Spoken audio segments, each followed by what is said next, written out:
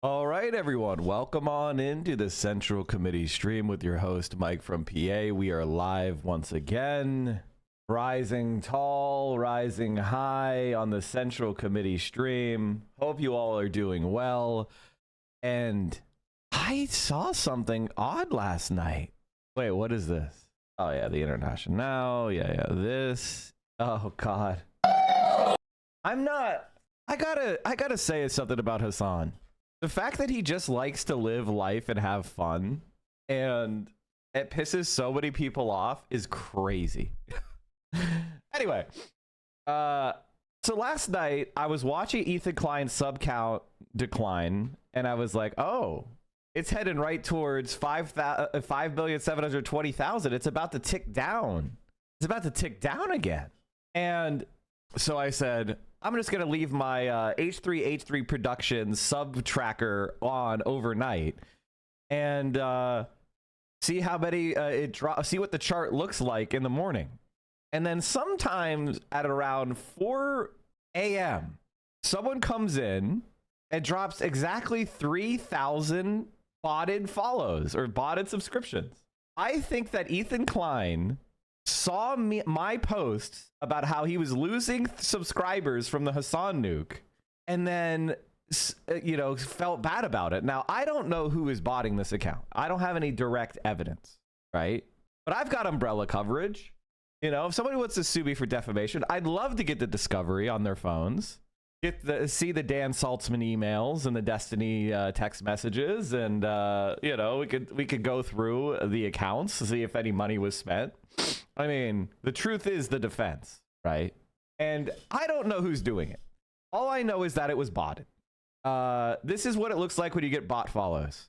And the reason why he's botting followers, and this is kind of something that I've, now that Keffels is no longer a creator, Keffels was pretty notorious at botting. Mike, do you think you'll cover this today? Yeah, I pulled that up already. Thank you for the message about the El Salvador thing. I don't think it's botted. It's most likely an approximation and a correction. No. You refresh. You can refresh. It's real time. It's a real time. It's not an approximation. It just sucks because he finds zero dissent from anyone in his crew or his rabid fans. It's because they're being paid. I don't know what the fuck that alert was. I think that I was having Epic Games open. Be sure to double check your coverage. CoffeeZilla got silently dropped, had insufficient coverage, and made a vid a while back. It's rounded to the... Okay, I mean, hey, listen. It could be possible. It could be possible that it's just a correction, but... Jank really kicked the horn.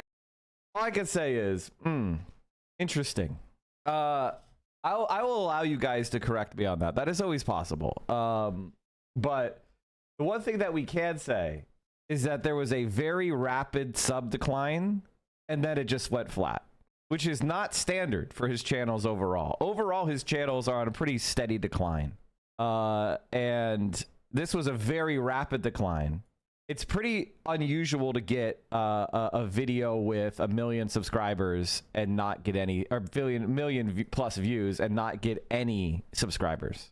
That's a pretty unusual state of affairs.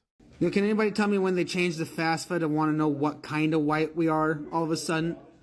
And I like how they list this other white down here. Like, seriously? But like, when did they change this? This is new. This is new to me. This isn't the first time I filled out the FAFSA. So like, when did they change this? Anybody know? Told you.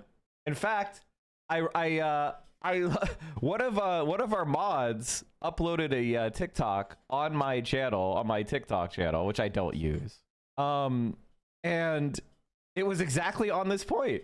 As soon as when they start deporting all the Mexicans and they start, targeting black people, you think that you're going to be able to walk around here as a Polish person and call yourself white? Bitch, you're crazy. Hutch gets to learn Oh God, Hutch gets to learn history. Wow, that's great. TikTok, ladies and gentlemen. All right, so what else are we talking about today? I mean, Ethan decline. Basically what's going to happen is he's going to realize that nothing he said was new. Most of the bigger charges he made were just literally lies, and anybody who looks at the evidence is going to go, That's weird. And then nobody's gonna care. Like the Ethan Klein, like if Ethan Klein had put out a nuke right away when the two communities were still kind of separating, it would have had more of an effect. But overall, like most of the people who were willing to listen to kind of like Zionist arguments or liberal Zionist arguments, which apparently Ethan doesn't know what that means. Like apparently Ethan doesn't know what liberal Zionism is. Ethan, liberal Zionism is the idea that you could have a segregated state of Jewish supremacy, but you do it in a nice way, right? You try to pretend that you're in favor of human rights or whatever, kind of like the position that you hold. I think you'll actually be quite interested to learn about the history of liberal Zionism. There is supporters of the two-state solution. Mike, that site does not monitor the true sub count. It's an extract data from the YouTube API. Those sub jumps are just adjustments because the API does not have the resolution to determine the exact sub count. I also thought that Ethan was monitoring the channel, but I dug a bit and found this info. Okay. I mean, if that's the case, I will withdraw my post, because if that's the case, then we don't have the resolution. That's good to know. Good to know, chatter. That's not how it works on Twitch. On Twitch, you get the real sub count. You get the real follower count. Maybe that once you get above 100K, there's a different resolution. I don't know, but that's not how it works on Twitch. So I didn't know that. That's fine. Thank you for telling me that. I'll make sure I don't want to have any misinformation, because people will fixate on that. That's also why the change of followers is perfectly straight line instead of having an organic fluctuations. Yeah. I wonder why YouTube does that. I think YouTube likes to cover up bots. I think botting on YouTube is actually pretty incentivized. I think that's kind of interesting. We've been harping on for. All right, let's get into the news. What were we talking about? Oh yeah, Ethan declined. Anyway, Ethan is not going to make any impact on Hasan. It is what it is. I don't know why. I mean, and so he's going to continue to hyperfixate on Hasan and me and Frogan and maybe Denims, although I think not. I think he's, probably his closest friend legitimately is Destiny outside of his wife. I think that's actually the case. Which is one of those things where, hey, listen, I don't know, but it kind of, he spends a lot of time in the same headspace as Destiny, so maybe they're just a lot alike. I don't know. But it is what it is, right? It is what it is. And I think overall, there's a lot of people who, like, narcissism is one of those things that is super insidious, and you really need to guard against it. You're gonna have new couch punching. Yeah. Oh no, he's gonna show the same 6-year-old clips. Wow, he's gonna tell you guys that I ran for office in 2014 and didn't win. Like, oh no, guys, what are we gonna do? What are we gonna do? He's gonna do the same clip that PewDiePie did in 2019. Like, what? Oh, he's gonna content nuke me. He's gonna say Central Committee. He's sympathetic to socialism. Oh no. What are we gonna do? Eventually, though, what does he think he'll find? I don't know, man. I think one of the things that's really sad overall in this whole entire situation is just, I know Ethan doesn't care about politics at all.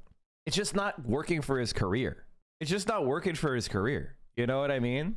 Like, the cool thing about talking about politics is you don't have to, make funny jokes, I guess. You can kind of talk about the issues.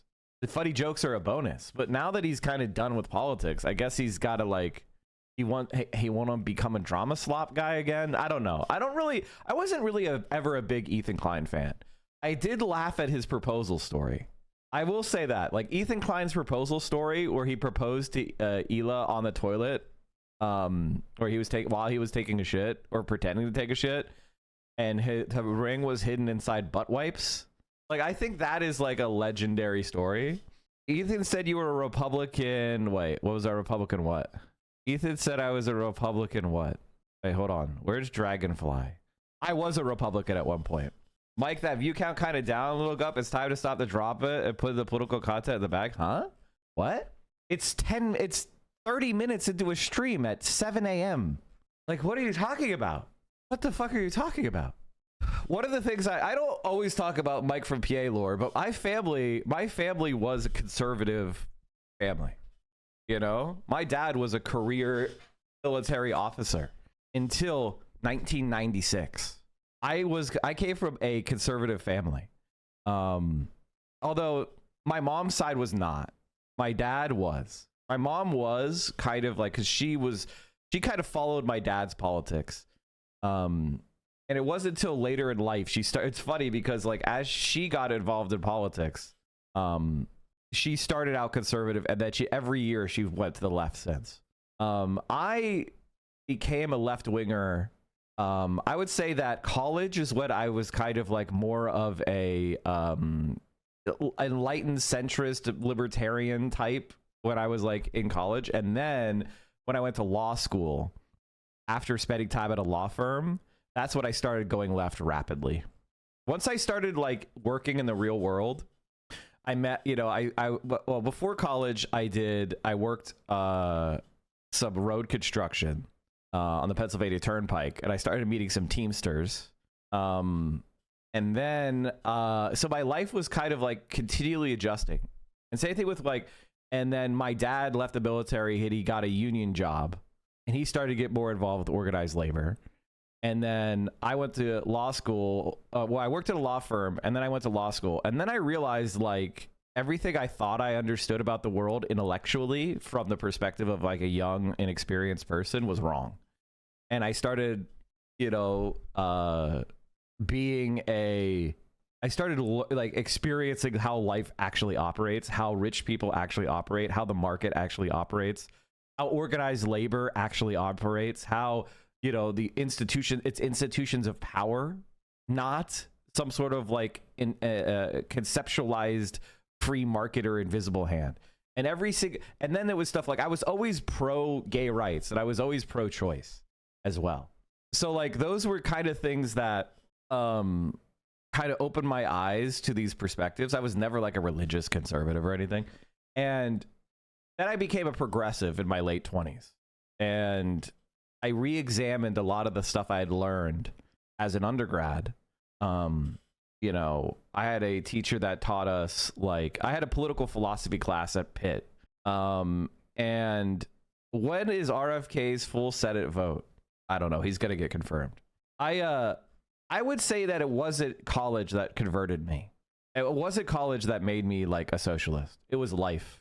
Like so after law school, I was very much more left wing. I would consider myself a progressive, you know, at that point. And the local Democratic Party in Lehigh counties and came to me to run for a legislative seat at 29. And I was super anti-Tea Party. The Tea Party is what radicalized me, actually. I was a counter Tea Party person. And I ran for office, and then that was when I was doing a lot more grassroots organizing and learning about how power is actually, like, who are the people that are on the side of like regular people and who are the scum.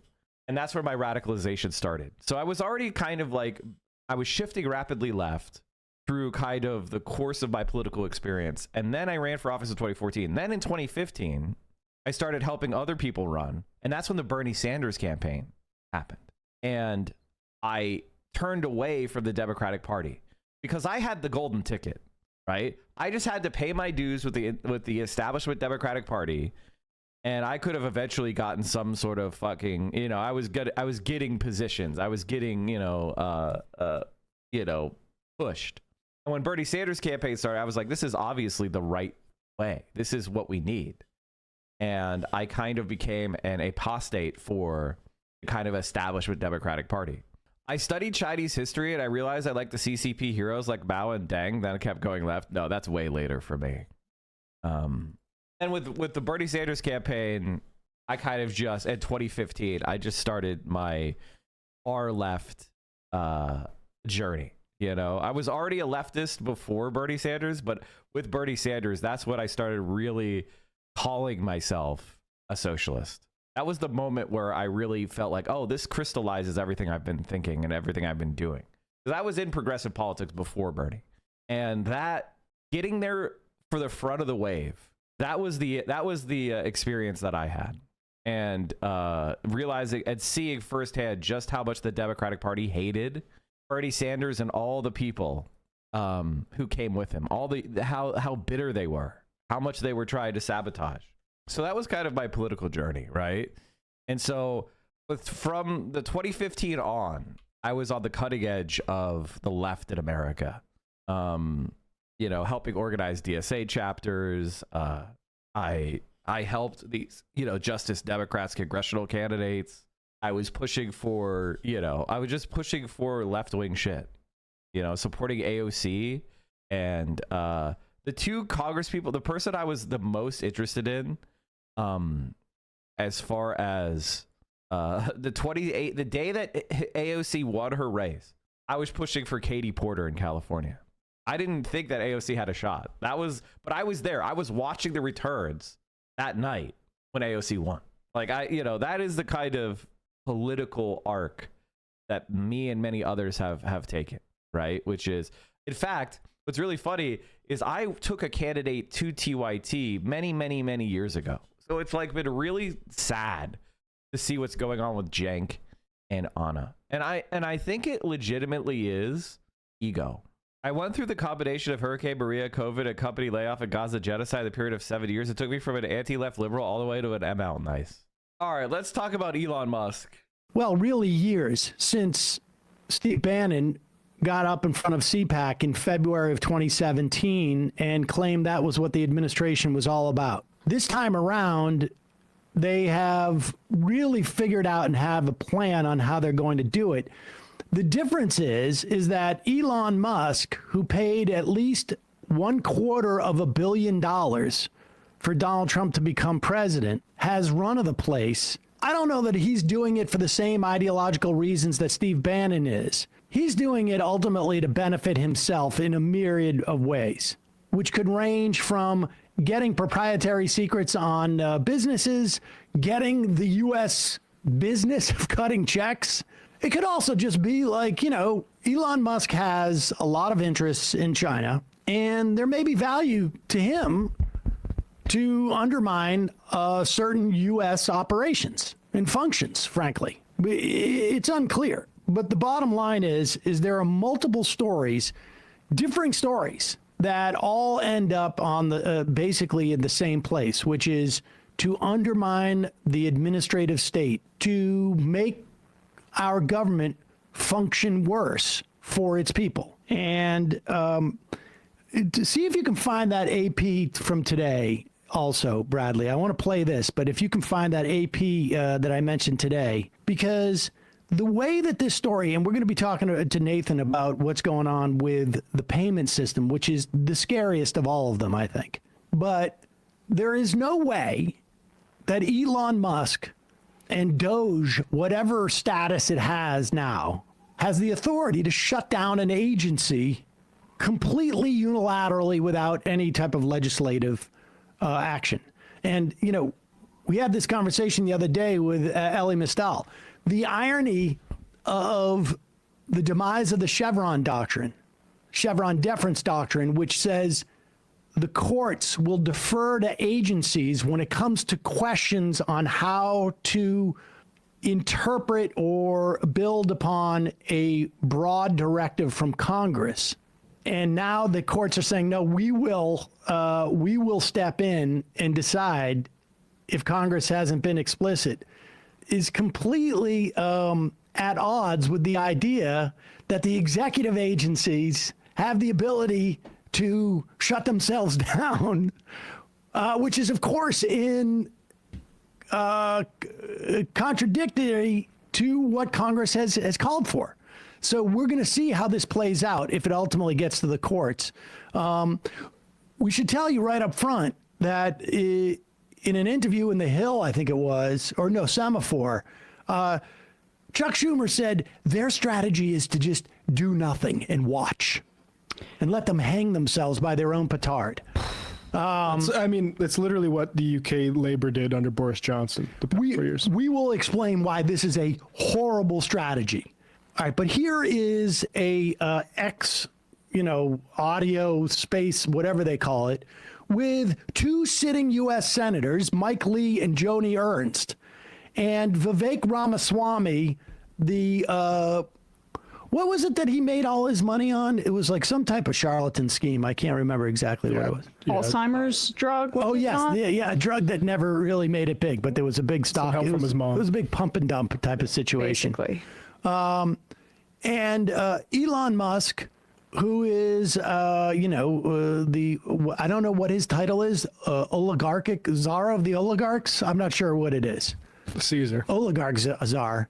And then two sort of like apparently completely inconsequential U.S. senators. Here's Joni Ernst is going to start this off.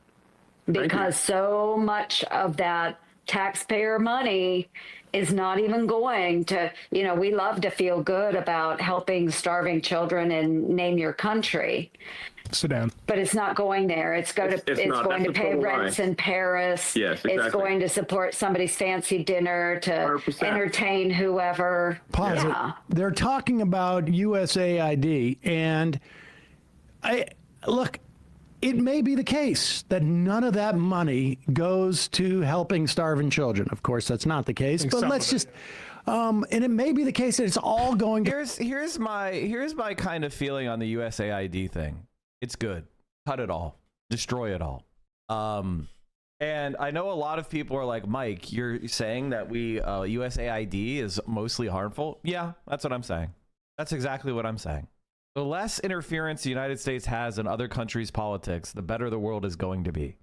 The main purpose of USAID is to prevent the formation of any kind of counterbalance to the United States.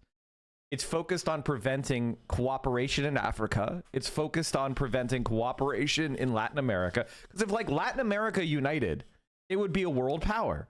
If Africa, sub-Saharan Africa united, if Arabia united, they would be world powers. That could challenge Europe. That could challenge the United States. That's a reality. And so the focus of USAID is to keep these places fractured, to keep dictatorships and pro-American puppets in power, is to interfere with elections. I mean, it is what it is. USAID was running a social network app for Cuban dissidents to try to influence them to overthrow their government. That's just, they do that constantly. From what I heard, they're moving it under direct control of the State Department. So is it really going away? Yes. Part of what made USAID so successful was the way that it was able to conceal CIA connections.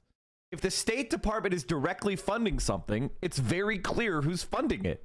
When you have 8 different nonprofits called the Endowment to Protect Democracy and Puppies, and somebody says, I'm against the Endowment to Protect Democracy and Puppies, every liberal is a rube, so they just hear what you call yourself and go, that must be what you support. You must be the Support Freedom for Women in Yemen organization. Oh, okay, I'll believe anything you say uncritically.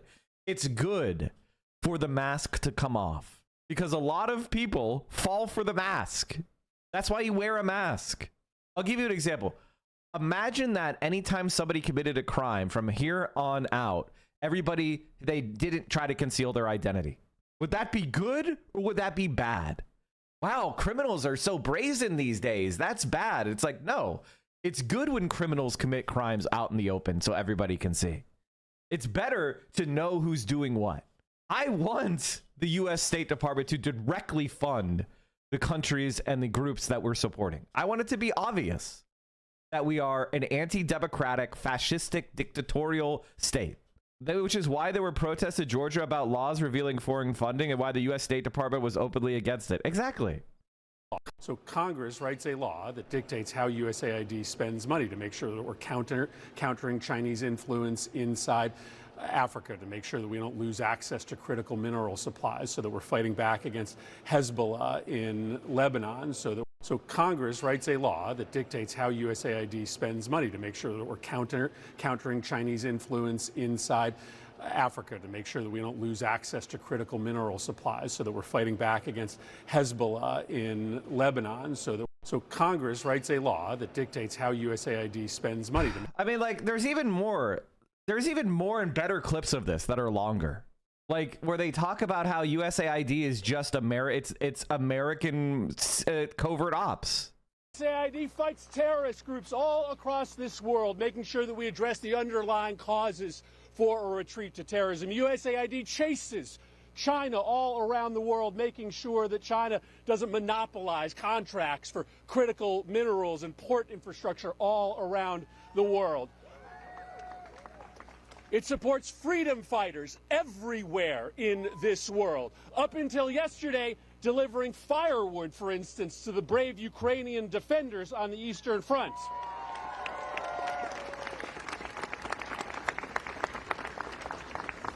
USAID fights terrorists.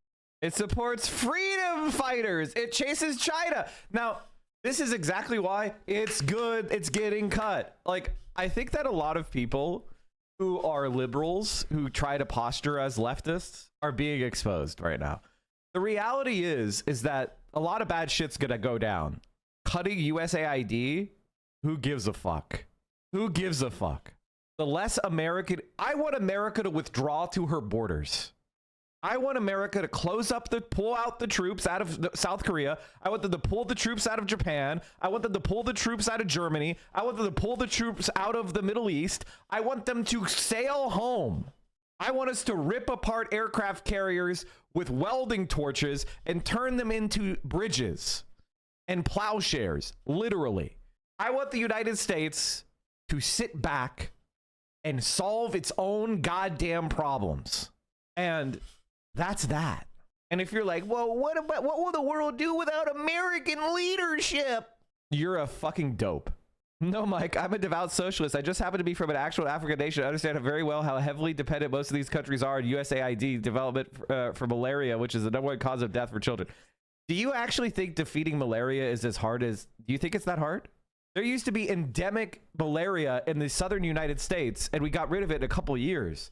They're not doing anything to solve malaria. They're tinkering around the edges.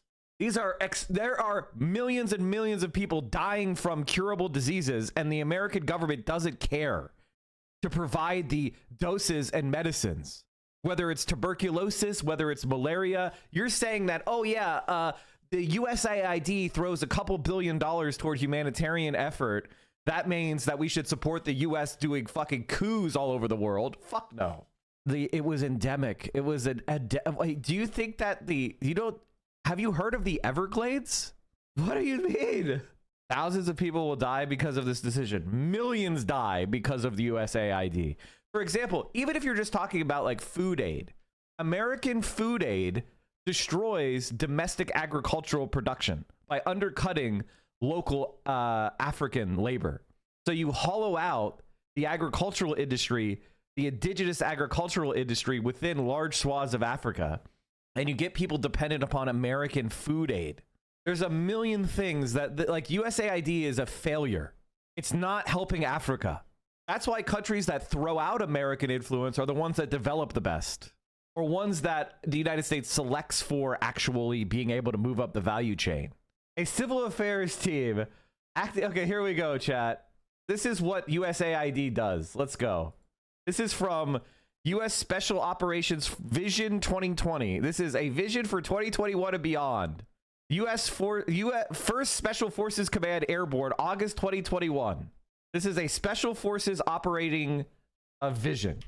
And they're giving an example. Are you ready? They have a chess pieces, America and China, which is what this is all about.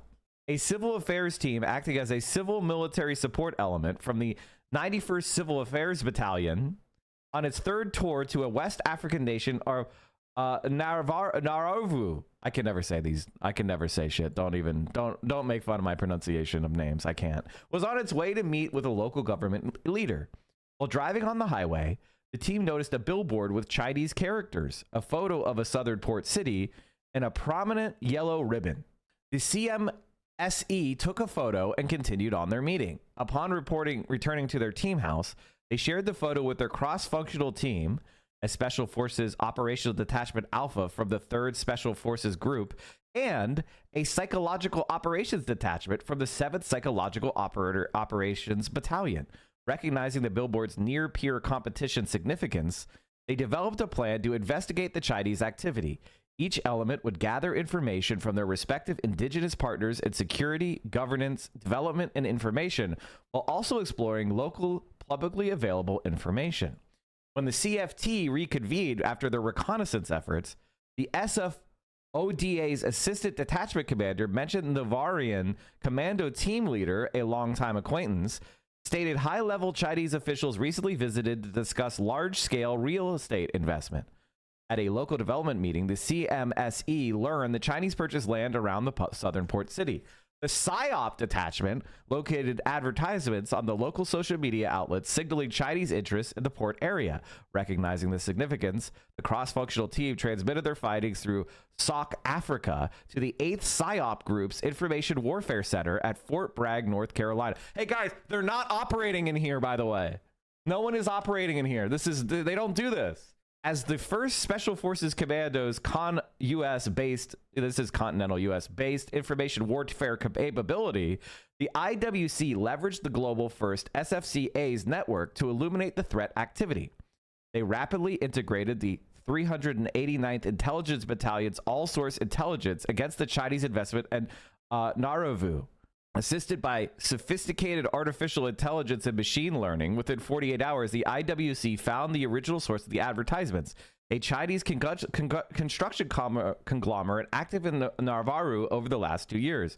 Okay, I'm getting pronunciation of this. I can't keep mispronouncing it. I can't.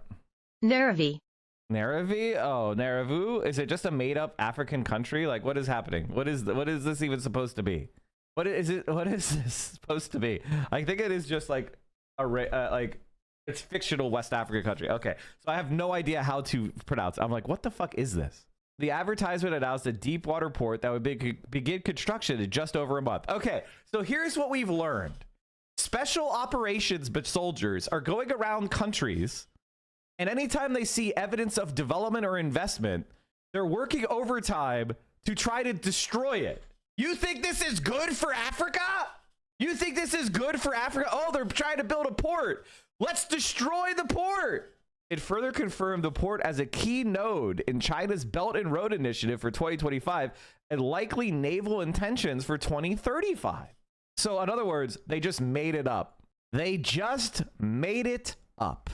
Oh, if China helps this country build a port, that means they'll have a military base there in 20 years. So I guess we'll destroy the port. Even in their fantasy, they're making shit up.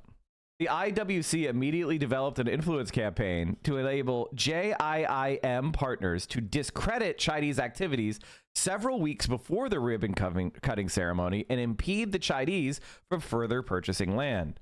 SOC Africa directed the CFT to monitor and report on Chinese activities. What is JIMM partner? What's that mean? JIMM. Joint Intergovernmental Multinational. Cool.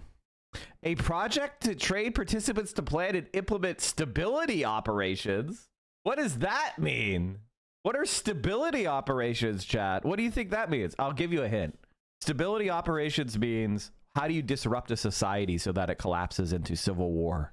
Nauruvian government cooperation was key in stopping port establishment to inhibit further Chinese expansion. With groundbreaking less than a month away and American diplomats needing more time to persuade the Nauruvian leadership against Chinese investment, SOC Africa requested assistance from SOJTF-C working for Fort Bragg, North Carolina.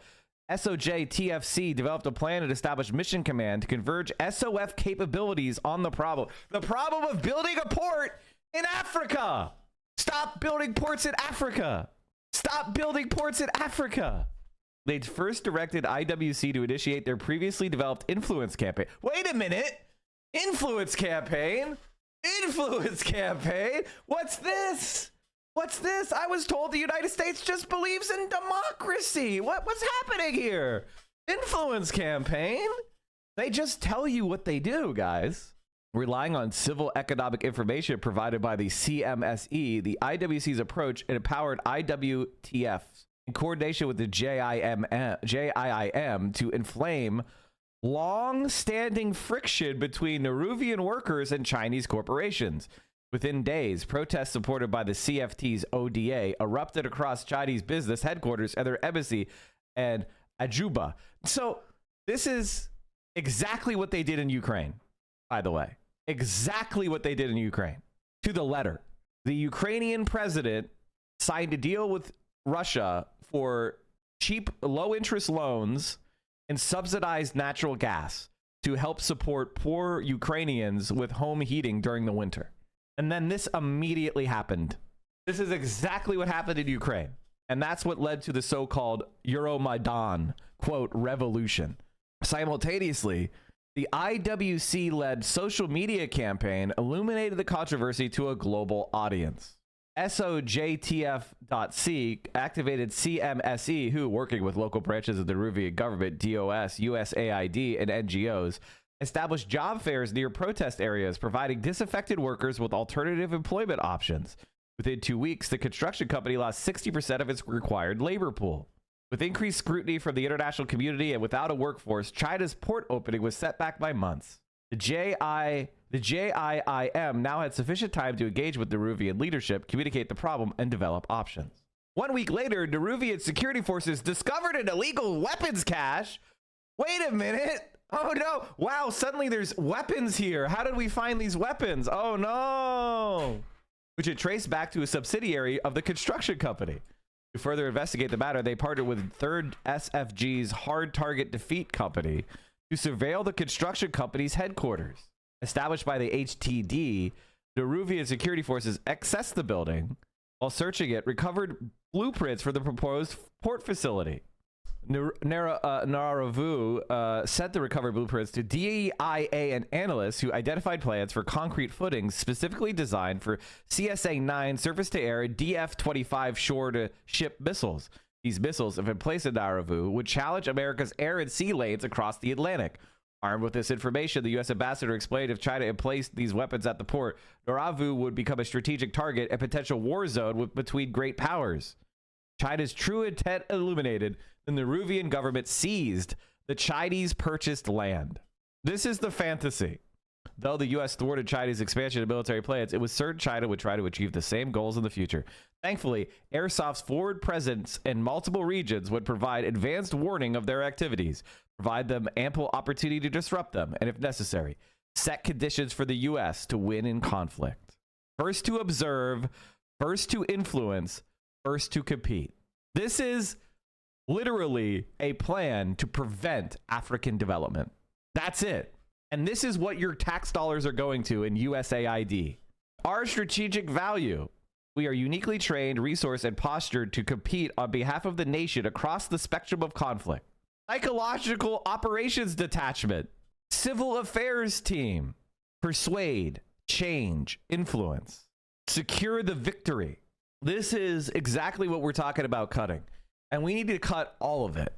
There shouldn't be European Command, Indo-Pacific Command, Central Command, Africa Command, and Southern Command. Abolish it all and withdraw. Well, I'm interested in hearing more about it. I've heard press reports.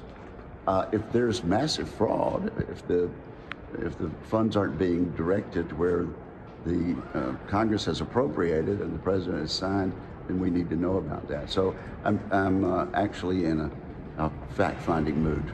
Do you think on that trying do you support that agency in providing foreign aid? I have felt for a long time that USAID is our way to combat the Belt and Road Initiative, which is China's effort to really gain influence around the world, including Africa and South America and the Western Hemisphere. Now, notice that the way that Africa was gaining influence was building ports in this country that needed one, right? And the way the U.S. was gaining influence was by manipulating the population to disrupt it. Not building our own port, not building railroads, not helping this country get richer, but by disrupting efforts to develop that country.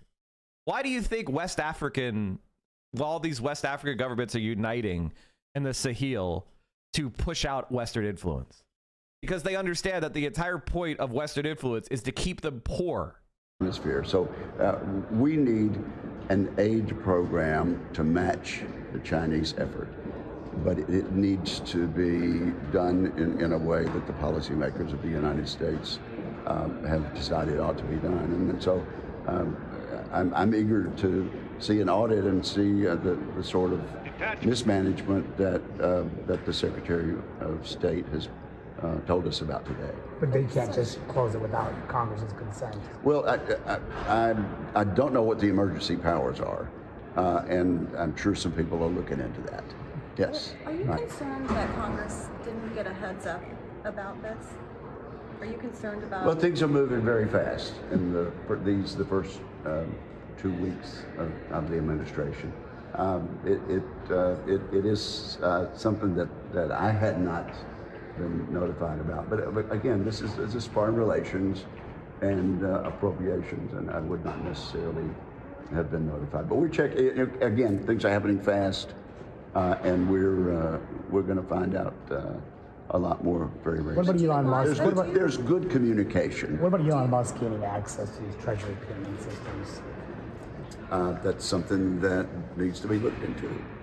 Again, I'm hearing something when I wake up this morning, and we've had a full day, and of course I'm listening to press reports, and thank goodness for the First Amendment, and I appreciate what you guys are doing. You're asking the right questions, and we're going to be asking them also. Do you want thanks Congress, much. Do you want Congress, though, to have a role? Tulsi Gabbard worked with USAID in Africa and did psyops to challenge China and Arab influence. Yeah, exactly. That's exactly true. By the way, I don't trust these conservatives, but honestly, I think they're so incompetent and stupid, they might just cut shit and cut their own dicks off. And I support them cutting their own dicks off. To play? I mean, if they... Do I want Congress to exercise its right and power as a co-equal branch of the federal government? Yes, I do. Yes, I do. And like, this is what our government does. You've probably heard the phrase Green Beret. Do you guys know what a Green Beret is? Like, do you actually know what they are? You've probably heard of like special forces like Delta Force and the Navy SEALs and the Rangers and, you know, pararescue jumpers. And then there's the Green Berets. The Green Berets are America's professional fascism spreaders. The purpose of the Green Berets is to go into countries, build up narco trafficking rings, and build fascist death squads around them.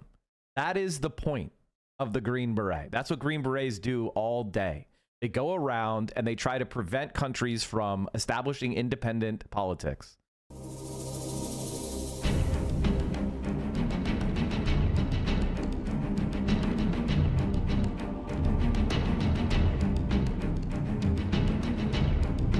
Our world is becoming increasingly dangerous as traditional governments are failing and oppressive regimes take their place, spreading chaos and turmoil. Today's warfighter must continue to adapt to unfamiliar environments and technological advancements used by our adversaries in ungoverned areas. It is exactly in these ungoverned areas of the world where Army Special Operations Forces operate and excel, known around the globe as Green Berets. Each Special Forces soldier possesses unique skills and qualifications to maintain a continuous presence overseas, making them the force of choice for any contingency. A great attribute that Special Forces has is we don't strive for the minimum, we strive for the maximum. Green Berets are individually selected and specially trained through the Army's most rigorous selection program. The first step required to embark on this journey is to volunteer and then never quit. Quitting ultimately means mission failure, and then Special Forces mission failure is not an option.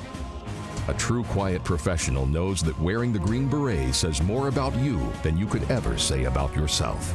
Now you got that Enlisted right. volunteers must complete basic combat training, followed by advanced individual training and airborne school, before they can attend the Special Forces Assessment and Selection, or SFAS.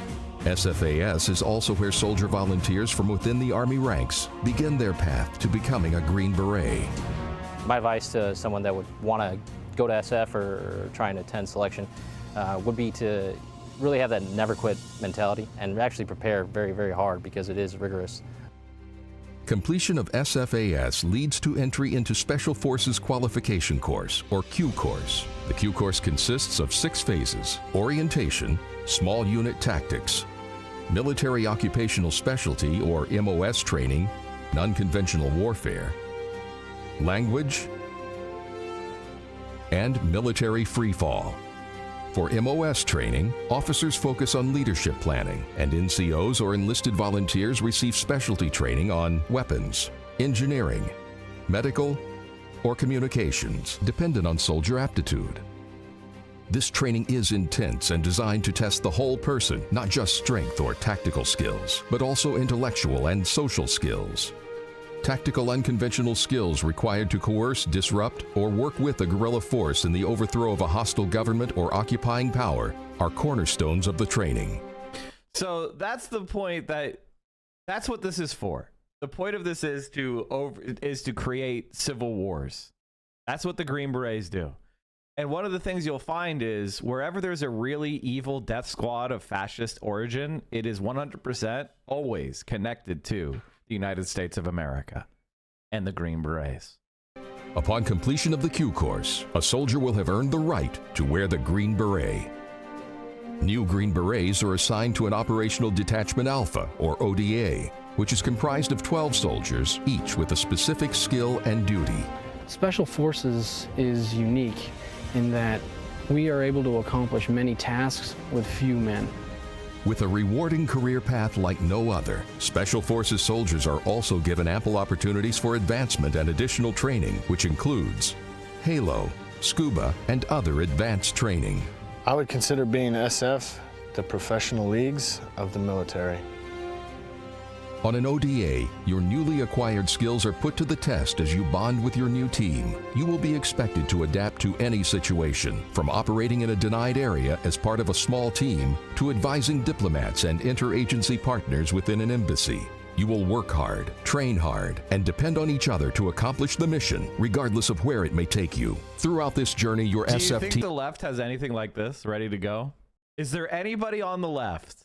That's what you need to realize. Like when you're thinking about revolution and shit, do you have a group of guys that could go hard against these guys? No? Then you're playing checkers and they're playing chess. Teammates will become your second family. China has it. Yeah, no shit. Why do you think China has it? They learned the hard way. Cuba has it. Why do they have it? They learned the hard way. You know who didn't have it? Iran. You know who didn't have it? Chile. If you play patty cake, they'll shoot you in the forehead. Creating a timeless, unbreakable bond. The kind of guys we're looking for is the owned these guys. They're still wobbling from the punch they got from Vietnam. Guys that are humble, that can put themselves, through hell and back and come back for it and do it for their teammates that are on my left and my right. Our families know each other. Do it for their teammates. Notice that, like, at the end of the day, it's no longer even about, it's not about, like, the United States or capitalism or whatever. They create these pseudo familial relationships and they give these guys impunity. It's just nonsense. There's nothing to, like, they're committing all sorts of crimes, and for what? We go to our kids' birthday parties. We are one big family. The need is great for those who can rise to the challenge. We are looking for volunteers who possess courage, integrity, perseverance, and the desire to answer the calling of the soldier elite. If you want an understanding of where the soldier elite fight, this is a good example. Operation Savannah was the South African code name for their military incursion in Angola in 1975-1976. It was part of the South African Border War and arose due to the Angolan War of Independence. The operations also materially influenced the subsequent Angolan Civil War. South African forces, this is apartheid South African forces, invaded deep into Angola with the objective of driving the MPLA, Soviet, and Cuban forces out of southern Angola so as to strengthen the position of the UNITA, the main opponent of the MPLA and an ally of South Africa. Wait a minute, who's UNITA? UNITA was funded through Angola diamond mines in both Lunda Norte and Lunda Sul along the Kunango River Valley. So they use blood diamonds. Blood diamond guys. South Africa, as well as UNITA and FNLA, had been receiving material and tacit support of the United States as part of their Cold War opposition to the Soviet Union, which emboldened them to pursue this incursion. South African and UNITA fortunes were overturned, and their forces were compelled to withdraw due to MPLA, Cuban, and Soviet pressure. Victory was claimed by the MPLA, who were actively supported by Cuba and the Soviet Union, over the combined forces of UNITA, FNLA, Zaire, and South Africa. For the MPLA, the victory was essential for the proclamation of independence and subsequent political control over Angola. MPLA Cuban victory. The Carnation Revolution, or the 25 April Revolution of 1974 that ended Portugal's colonial government. If you guys don't know what the Carnation Revolution is, Portugal had a fascist government that was allied with the United States. And in 1974, left-wing military officers launched a coup and were joined by the people. So this led to decolonization fights in Africa that the United States opposed with apartheid South Africa. Remember, the United States are the bad guys. Anyway, let's keep going and learning more. Let me see if we can find, is there any, do they have any green berets? Let me see if I can find this. I want to get like direct sources. Berets in operations of an, I have to find more. I'm Portuguese. Who should I vote for? Quick, I'm panicking. I don't know, man. If you were younger but have the beliefs you have now, would you have considered joining the military? I did. They not only sent soldiers, they sent doctors who were instrumental in the war. With the loss of the Portuguese colonial administration as an ally and the possibility of new regimes sympathetic to SWAPO and Lisbon's former colonies, Pretoria recognized that it would lose a valued cordon sanitaire between Southwest Africa and frontline states.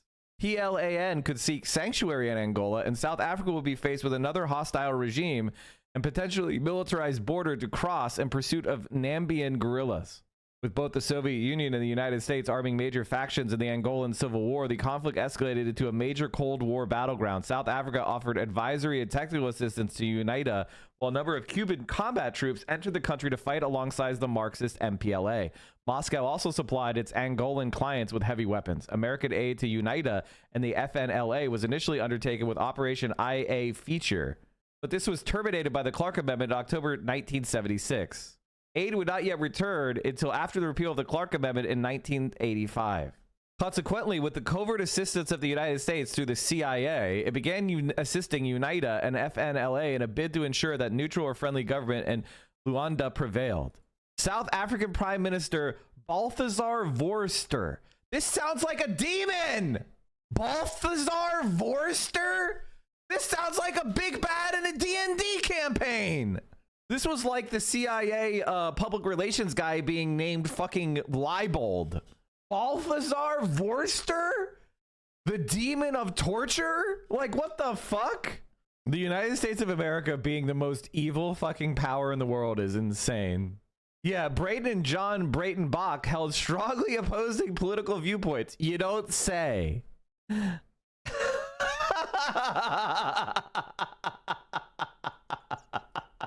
Trump ordered to dismantle the education department of the works, sources say. Incredible stuff. Honestly, listen here. This is what it looks like when the United States begins to fall. Like, that's really all this is what it looks like. I mean, does anybody think that this will lead to better education in the United States of America? Like, and if you think that, you're insane. You're you are going to, and by the way, I'm not saying American public education is currently operating well. It's absolutely not. But if you think repealing, like 40% of people were just illiterate, period, like completely could not read a word.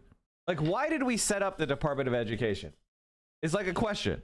Like, why did we set that up?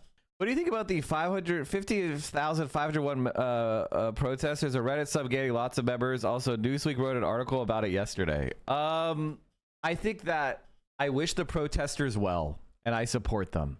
But I think that one of the things that we need to start talking about is moving beyond the era of protest. And what I mean by that is protesting in the street is great, but you have to understand that it's a media play. It's for attention. It's for media attention. And at a certain point, you're not really engaging with politics in a serious way by just holding up a sign. I think a lot of people think protests have always existed, and the answer is they haven't. Protests rose with mass media. Prior to mass media, do you know what people would do? They would do revolts. You know, instead of a bunch of people getting together and holding signs and shaking them in the town square, what they would do is they would go and they would grab the officials in their charge of the region they're in, and they would hold them hostage, and they would make demands, and they would prepare military forces. Protesting is something that was invented basically with the newspapers. There were riots, but holding your little placard like this, that's a pretty recent invention. And like the and like radio, it's kind of going out of fashion. To fancy dinners in Paris.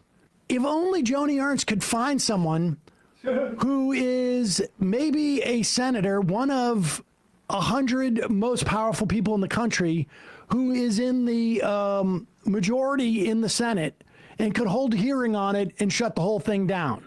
But apparently she doesn't know who to ask about that. Go ahead. Support somebody's fancy dinner to 100%. Entertain whoever. Yeah. Exactly. So, to be clear, in shutting down, which we're in the process of doing, shutting down USAID, the reason for that, as opposed to simply, trying to do some minor house cleaning, is that as we dug into USAID, it became apparent that what we have here is not an apple with a worm in it, but we have actually just a bowl of worms. And so at the point at which you don't really, like, if you've got an apple and it's got a worm in it, maybe you can take the worm out. But if you've got actually just a bowl of worms, it's hopeless. And USAID is a bowl of worms. Mm-hmm. There is no apple. And when there is no apple, you've just got to basically get rid of the whole thing. That is why it's got to go. You know, it's beyond repair. Yeah. Well, there's a solution to this, which is that let's say something's cut that the people of this country just demand. Pause it. Now, wait a second. This is Vivek Ramaswamy. And all I can say is, like, if you're an American and you're listening to this and going like, oh, but what about this amazing program? You know, you're trapped in, unfortunately, an old paradigm. You're trapped in an old paradigm, and that paradigm is, I'm gonna play World War I era, warfare tactics. Elon Musk and Donald Trump, they've broken through the Ardennes. You know, that's the reality. The Maginot Line has been bypassed. You know, you should be going to Dunkirk. You're in La La Land, where you think like, oh, let's litigate USAID. You need to be figuring out how to protect Social Security. And this was always going to happen. As I said for the longest time, the analogy of the Ardennes forest, I said they could come right through here and God knows what's going to happen. And the liberals are already trying to collaborate. So at the end of the day, this is the end of the American empire. This is the period of fire sale. This is where the fascists and the wealthy are trying to pick apart the corpse. He says, he's gonna go on to talk about the solution on how the American public can get it back. But there is absolutely zero authority for the president of the United States, and certainly his top oligarch, to just unilaterally decide they're going to cut an agency. All of the authority, if you can believe it, actually lies in people like Joni Ernst and Mike Lee on this call, based upon something called the Constitution. And here's Vivek Ramaswamy's idea on how we can get this back, but it's just so blinkered that you can he doesn't realize that he's actually talking about why what Musk is doing is thoroughly illegal. Let's say something's cut that the people of this country just demand needs to exist again. It can always be voted back into existence by Senator Ernst and her colleagues. 100%. And totally. The fact that isn't going to happen reveals exactly why many of these agencies, really, deletion is the only answer that's left. Well, yes. Okay. Well said. Pause it right there. Now, why would you need Joni Ernst and Mike Lee to vote it back in? Is it because the authority to create agencies does not lie with the president? Why couldn't the president just reinstate it? Why couldn't Elon Musk decide that we're going to have a new agency? For the exact same reason why it's illicit for them to cut it.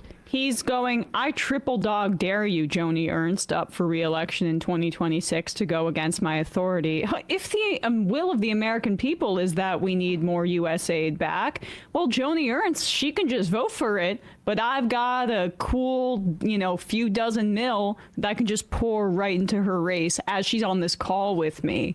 That would preclude her from doing that. That's certainly why she voted for Pete Hegseth. And that's why she's on that call right now. But the point is that if you need the authority of the U.S. Senate to create an agency, you need the authority of the U.S. Senate to dissolve that agency. Exactly. And I guess we'll see if somebody brings a legal challenge. It seems to me like that Congress would have the standing. I don't know. But don't worry, Chuck Schumer is on the case. And wait, do you have that AP thing? I don't. You didn't find it? Okay. I don't know if this is the right So I'm listening to AP this morning. Yeah. Is it the AP? Yes. I think it's this one. Yeah. See what you're trying. There's going to be commercials in this. AP News. Good morning, I'm Ed Donahue. A USAID agency is on the cusp of being shut down. The AP's Julie Walker has the story. The U.S. Agency for International Development, USAID, which is in charge of dispensing billions of dollars in foreign aid, is on the cusp of being shut down, according to President Trump's advisor, Elon Musk. Asked about it. What? What? No, wait, keep playing this because here's the point. Why what Schumer is doing is so stupid and ineffective. Back to the White House Sunday, Trump weighed in. USAID, run by radical lunatics, and we're getting them out, and then we'll make a decision. Musk has been wrestling for control of USAID and took to X Spaces to discuss it. To be clear, in shutting down, which we're in the process of doing, shutting down USAID. The Trump administration placed 2 top USAID security chiefs on leave after they refused to turn over classified material to Musk's DOJ government inspection teams, which did eventually get control. I'm Julie Walker. Tomorrow, okay, so there it is. Absolutely no sense of what they're doing is completely illicit. No sense of this is unprecedented. And where's the Democrat who is going to come out and say, hey, this is completely unprecedented and illicit? I mean, because Chuck Schumer has decided the best way to do this is to let them, they're going to screw up. Hakeem Jeffries, this came out this morning, is going to use this in their negotiations on the budget, as opposed to raising the alarms because he's going to make a demand that this freeze stop. But that's a few months down the line here, buddy. We're in a 5-alarm fire. Like, there's a lot of, I saw AOC made this thing where she called it a plutocratic coup. I guess it was probably in reference to the Treasury, but it still is the overall same dynamic where it's the... I mean, like, a couple things here. Like, I hate the American Constitution. It is intentionally designed to be anti-democratic. It's intentionally designed to make it so that you can't actually achieve reforms.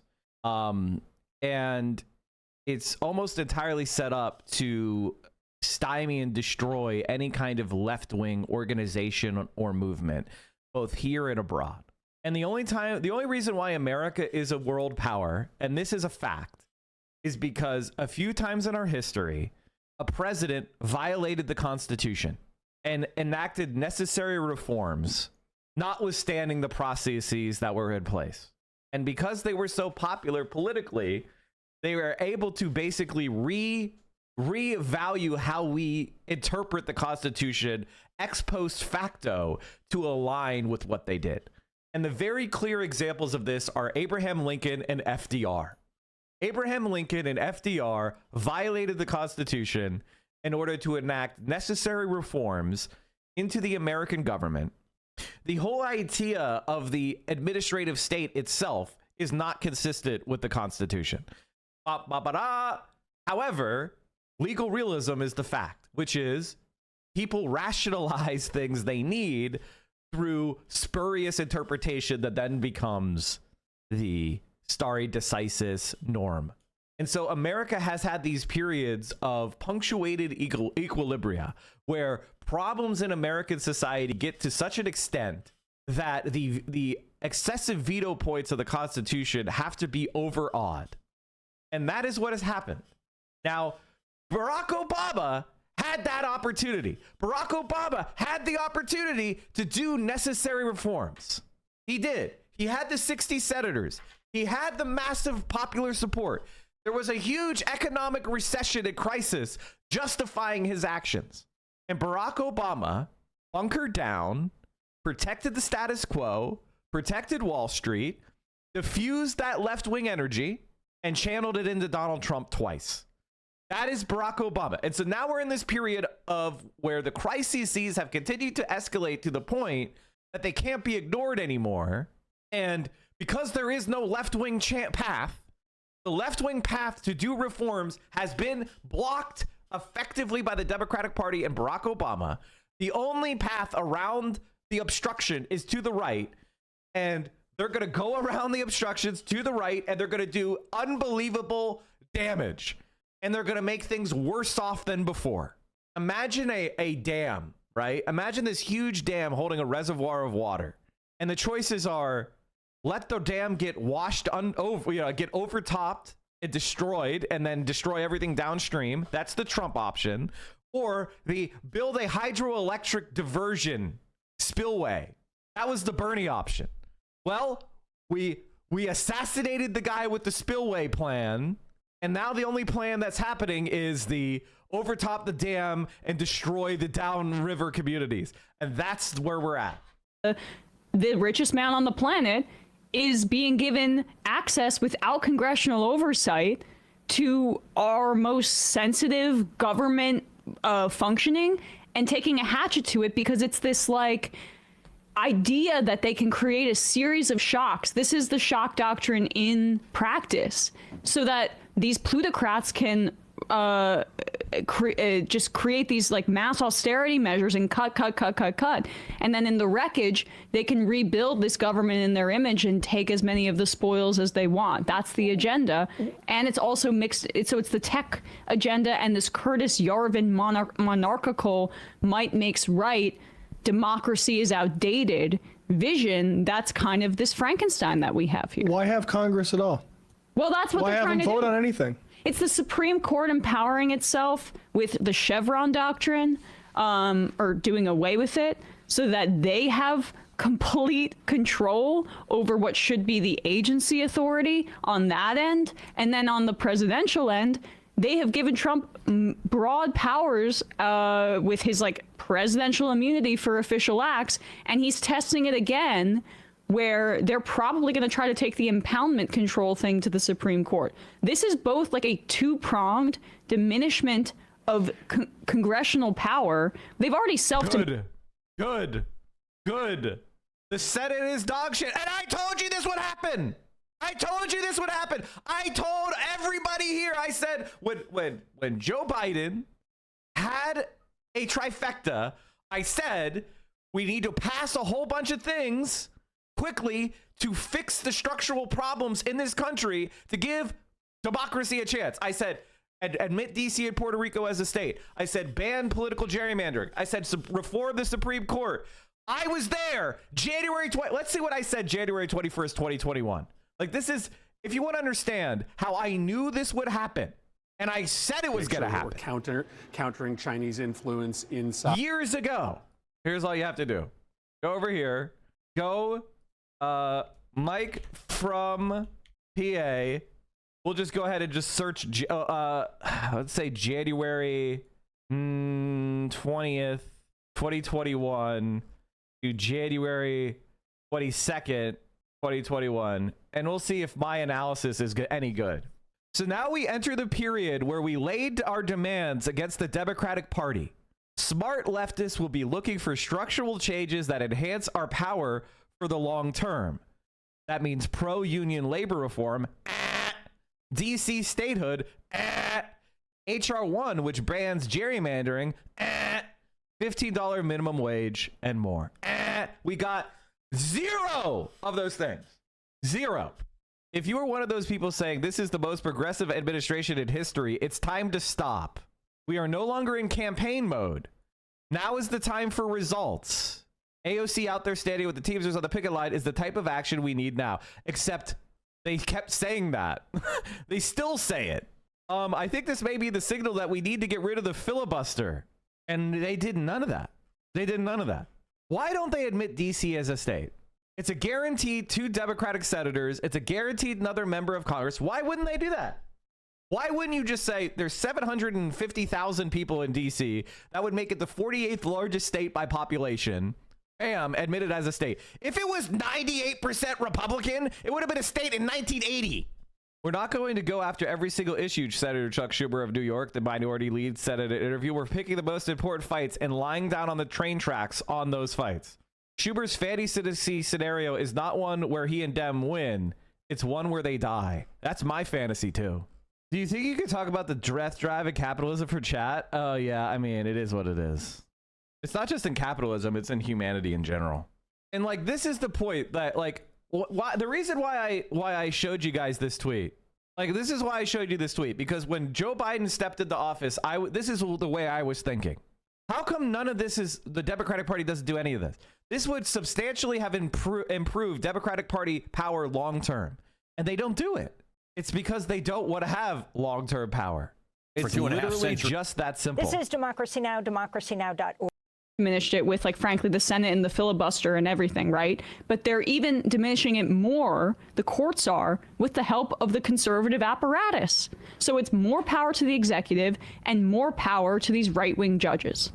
And the idea that the Democrats are sitting on the sideline and not creating a political narrative about this, when you have the AP running to normies, essentially like, this is, oh, here. I mean, it comes off as like, Elon Musk is just going in there and rooting out inefficiencies, just like, you know, one would hope. I heard more outrage from these institutions over the idea that someone would overrule the parliamentarian. What happened to all of this care about our procedures and processes? It's completely insane how we're rolling over. Hakeem Jeffries was doing an AIPAC fundraiser talking about Sinwar being gone over the weekend. Like, they're join DSA. Hey, folks, don't forget to hit the subscribe button and check out our daily show. We do it every day at 12 p.m. Eastern for about 2.5 hours. We even take phone calls. You should check that out. And, like, here's the thing. The reason why we're in this mess, and I mean this literally, the reason why we're in this mess is because leftists lack confidence. Like, and that's literally the case. People like Sam Cedar and a lot of other leftists just don't believe we can win. Like, and I think it has to do with, like, being hurt in the past and just trying to avoid pain. It's like a person who has a painful breakup and then they never date again because, like, they don't want to be hurt again. And it's like, you need to give up, grow up. Life has setbacks. Life had failures. There's no guarantee that you're going to succeed or you're going to find love, but you're definitely not going to succeed, and you're definitely not going to find love if you don't try. And so many leftists are afraid to try. They want to do what's comfortable. They want to take the path of least resistance. They want to stay competing in the Democratic Party sandbox. They want to do the same scheduled protests with filed police paths, with parades. Like, this is the type of performative politics that they want to engage in, and voting as like some sort of end all be all. Like, that is the performative politics that we're in, and it's a shocking reality. Vermont warned the order is a dangerous move towards authoritarianism, writing, "If President Trump wants to change our nation's laws, he has a right to ask Congress to change them. He does not have the right to violate the United States Constitution. He is not." A YouTuber I watched named Lil Bill said most leftists give up early because they know it will take more than their lifetime to see the dream of reality, which is why I have to say, if that's you, you're an egomaniac bitch. Number one. Number two, you have no fucking idea what is politically plausible. You have no fucking idea what is politically plausible. That's why there's a famous Lenin quote. Some weeks, decades happen, or some decades, weeks happen, and some weeks, decades happen.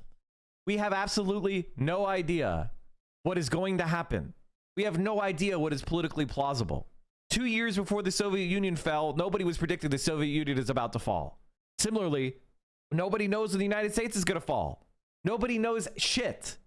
All you could do is do what you think is right and advocate and fight for that better world. Stop worrying about constantly demanding success be certain before you engage in an activity. If you engage only in activities where success is certain, you will never grow. The analogy that I want you to understand, it's like working out and growing muscle. You don't grow muscle just by lifting light weight. You grow muscle by lifting heavy weight, by taking your muscle to failure and then regrouping, eating clean, healing up, and the muscle grows back bigger. And then the next time you try to move that heavy weight, you might move it. And then over the course of decades or the course of years, what used to be an impossible weight becomes easy to move. That's how you have to think about politics. Stop expecting everything to just fall down like an avalanche the moment you apply the slightest amount of pressure. Achieving change is like moving a mountain with a shovel. It's not an avalanche being changed by a butterfly's wings, okay? It is about hard, dirty work, shovelful by shovelful. But if you keep at it, you will move mountains. The other thing to keep in mind is if you're just a single person doing your own thing, you're never going to move that shit. But if you organize a community, if you organize a collective, a city properly organized and properly mobilized can move a mountain with nothing but shovels. That is the reality. And so, yeah. Not a king. Senator Bernie Sanders, independent of Vermont, joins me now. Senator, it's striking to me that members of your august body, who say whatever you want about them, generally like their own power, would willingly move to confirm a man in Russell Vought, who's before the Budget Committee, to head OMB when it is the position of that individual that the president has every right to completely bypass the Senate and the Budget Committee on matters of spending. What do you think is going to happen here? I think everything being equal, Vought is going to win. I suspect virtually all Democrats will vote against him. I think all Republicans will vote for him. What Raphael Warnock was just talking about a moment ago about the devastating cuts to programs that working families, low-income people need is absolutely correct. And I'm glad that we fought back and, for the moment at least, we have managed to get that freeze rescinded. The key point here is that what Trump did is illegal and unconstitutional. The power of the purse rests with Congress, your point, and not with the executive. The founding fathers were pretty smart about that. They divided up the power.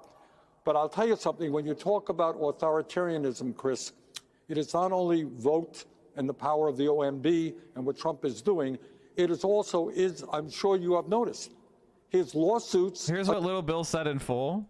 If y'all know me, you know I'm very critical of online-only leftism, but I hate this argument for a reason. For what argument? The one, and I think the biggest advantage the right has over the left.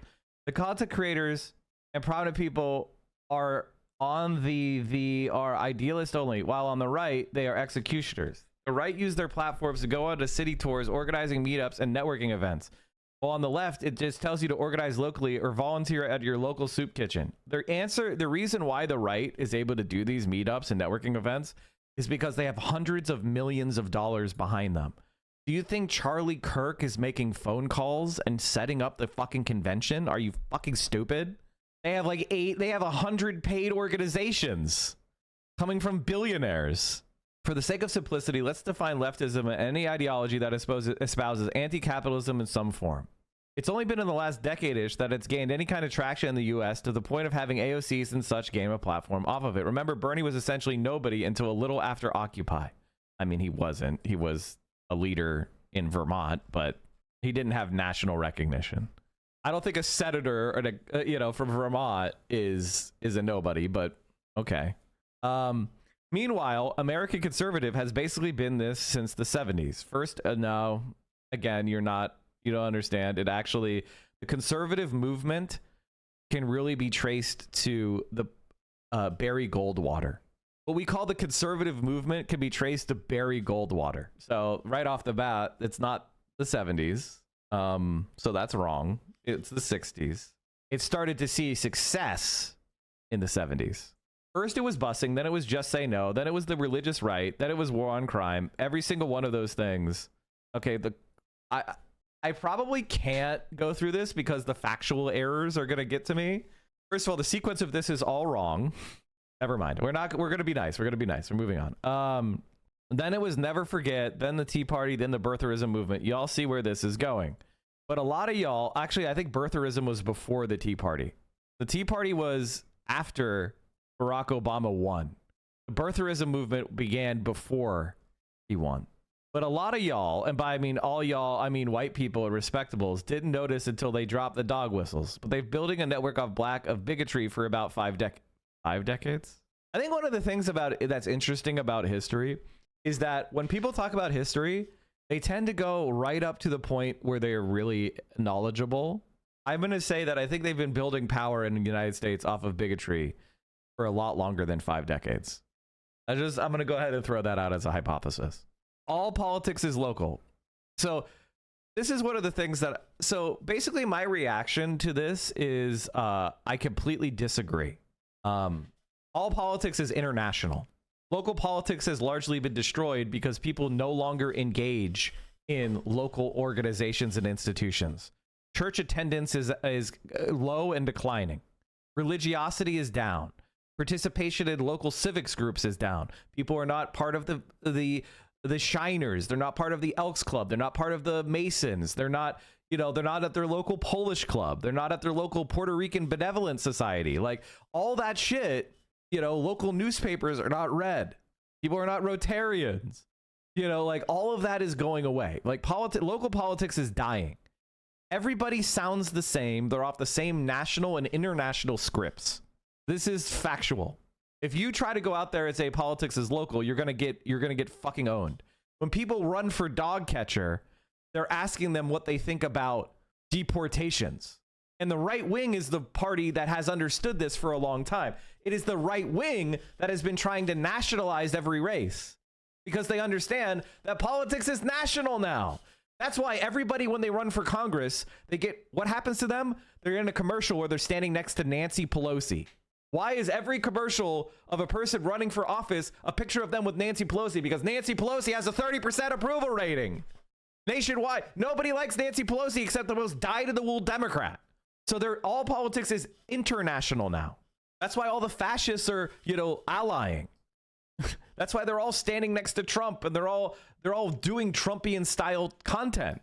Whether it's the South Korean incel guy, whether it's Argentina, whether it's El Salvador, this is just completely wrong. This is not 1955 anymore. It's 2025. People are not going to union halls anymore. Like, this is just wrong. I just completely 100,000 quadrillion% disagree. How do I know? Because I actually do that. I go to the union halls. You know who's in the union halls? Retirees that retired 15 years ago. There's a few exceptions, but like, that's the reality. Nixon's influence on the ballot diminished the further down you went because the GOP had no infrastructure in the South until Reagan. Reason being, the South didn't become a red until the Democrats made civil rights part of their platform. Goldwater was actually pretty progressive. Well, okay. I don't know Little Bill, so I'm going to go ahead and close it. I'm sure he's a nice guy. Against the media when they do things that he's not happy with. So you got a suit against ABC. You got a suit against the Des Moines Register. You got Meta apparently gave him $25 million today.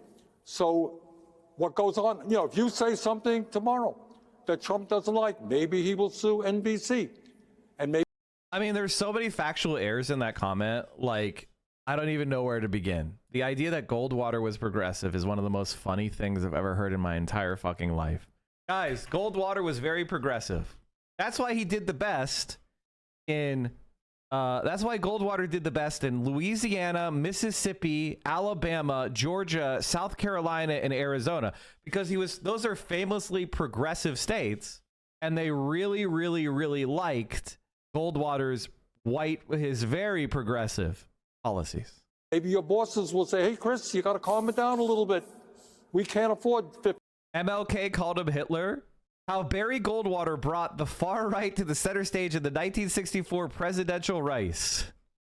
When Sunny day. the far right senator, Arizona Senator Barry Goldwater ran for the American presidency in 1964. He never pretended to woo voters in the political center. Extremism in the defense of liberty is no vice, declared Goldwater in his speech accepting the Republican National Party's nomination at its 1964 convention. And moderation in the pursuit of justice is no virtue. That fall, incumbent Democrat Lyndon B. Johnson crushed Goldwater in a historic landslide, carrying more than 60% of the vote. Goldwater won only his home state and 5 deep South states that long leaned Democratic but were struggling with the party's actions supporting civil rights. Democratic distractors like Martin Luther King Jr. and then California Governor Pat Brown had compared his blunt, pull-no-punches rhetoric to Hitler. Within his own party, moderates responded with varying degrees of dismay or horror to his policies. On the eve of the 1964 GOP convention, the Republican governor of Pennsylvania, William Scranton, publicly released a letter he had written to Goldwater decrying the latter's crazy quilt of dangerous position, including his casual attitude toward the use of nuclear weapons.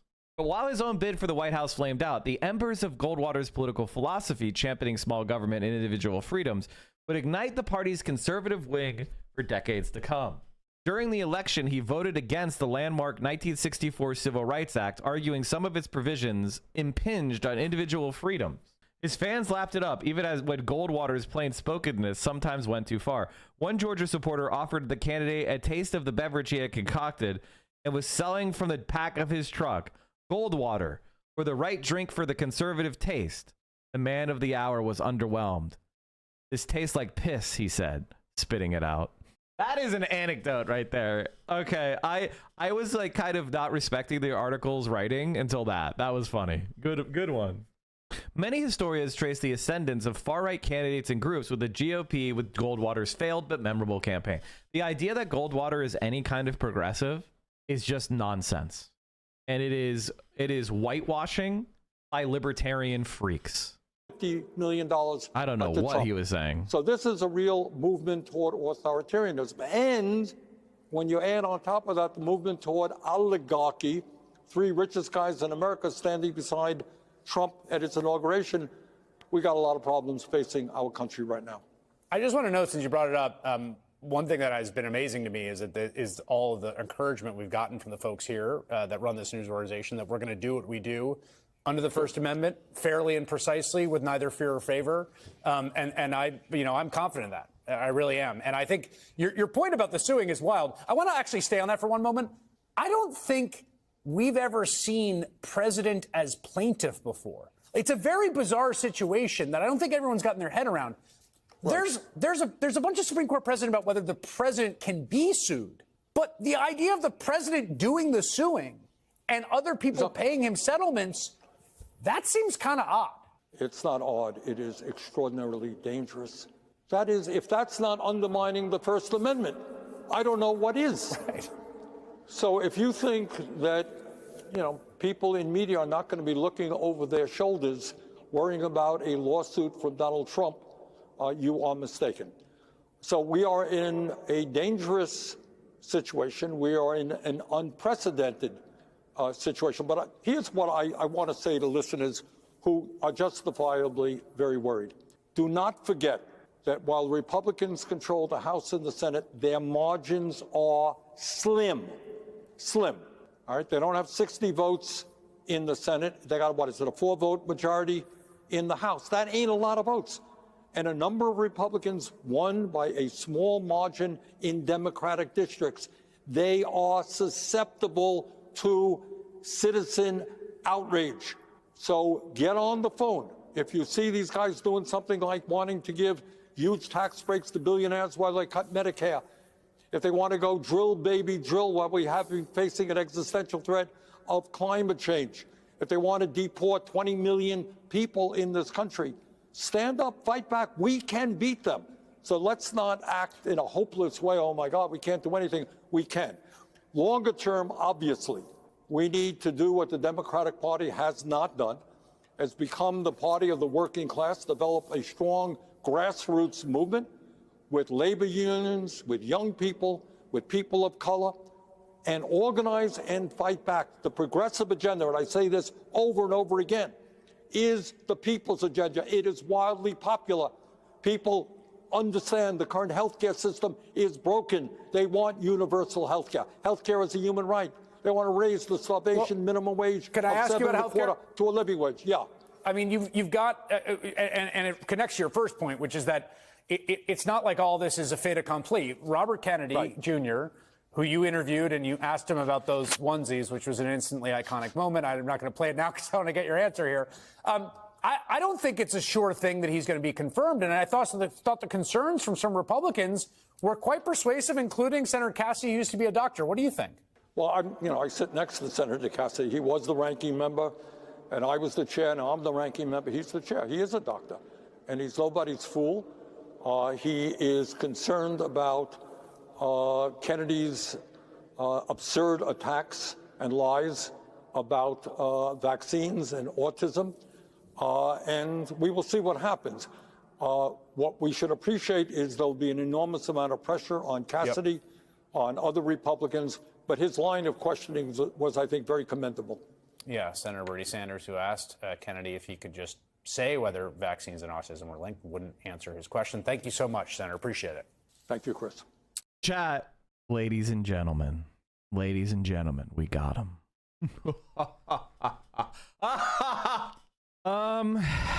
Okay, let's keep going. AOC is so cringe, man. AOC is legitimately cringe. I don't know what to say. I don't know what else to say. AOC is cringe. At the request of Nancy Mace, get ready with me while I explain to you how USAID actually prevents terrorism, starting with eyeliner. I actually looked at violent extremism and things that create it when I worked at the State Department. And here's what we know. In communities where there aren't opportunities to make a livelihood and support your family, those are the areas that you see an increase in violent extremism, because those are the kind of conditions that allow violent extremist groups to come in and say... So, like, what off the bat, I would say that this Sarah Jacobs person is probably an enemy of mine, in kind of like in kind of a fundamental sense, right? Because this is just baby shit for baby brains, and this is just a sociopathic manipulation for people that are well-meaning idiots. We showed you earlier in the stream a PDF from Special Forces where they specifically talked about strategies to prevent the investment of a port facility out of manufactured ideas of China creating a military base 20 years in the future, right? And this is just the idea of, like, why do you think these communities can't continue with their livelihoods?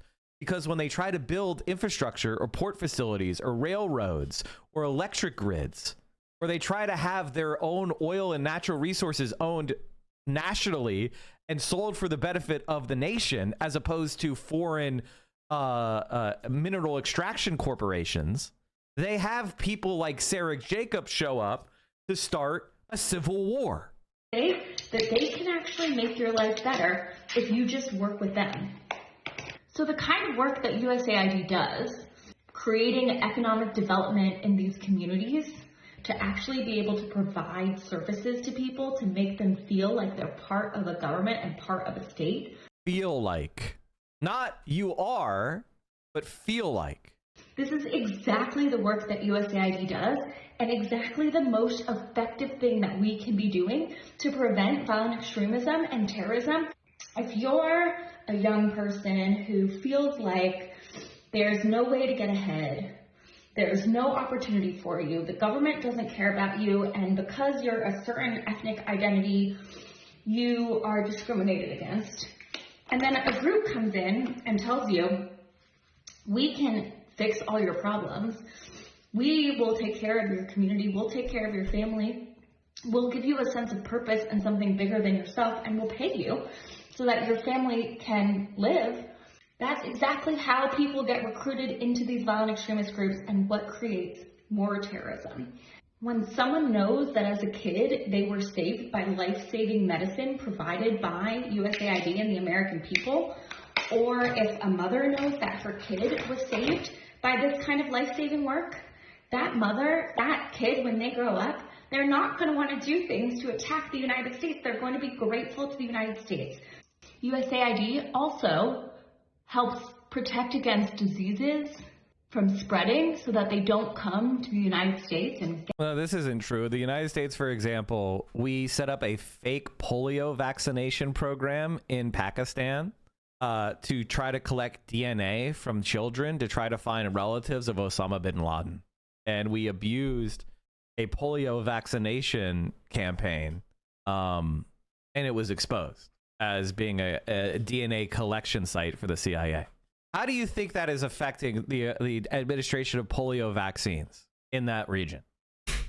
Get people here sick. That's why JFK created USAID during the Cold War, not out of the goodness of his heart, but because the work that USAID does is an important part of U.S. national security and keeping Americans safe. So in other words, it is in fact CIA front.